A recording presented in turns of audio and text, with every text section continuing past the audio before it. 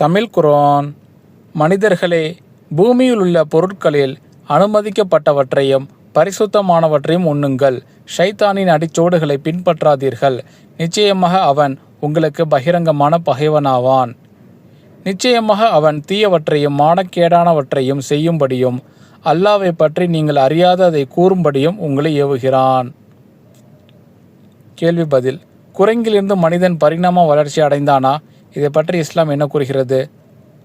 இறைவன் மனிதர்களை, அதாவது ஆண் ஆதம் மற்றும் பெண் ஹவ்வா ஆகியோரை களிமண்ணை கொண்டு மனித உருவில் படைத்து பின் அவைகளுக்கு உயிர் கொடுத்தான்.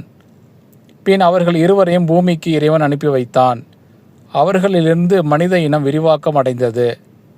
சில மக்கள் கூட்டத்தை அல்லது சமூகத்தை அவர்கள் செய்து கொண்டிருந்த பாவத்தின் காரணமாக இறைவன் அவர்களை சபித்து மனிதர்களை குரங்குகளாக, பன்றிகளாக மாற்றியிருக்கிறான். நிச்சயமாக குரங்கிலிருந்து மனிதர்கள் உருவாகவில்லை.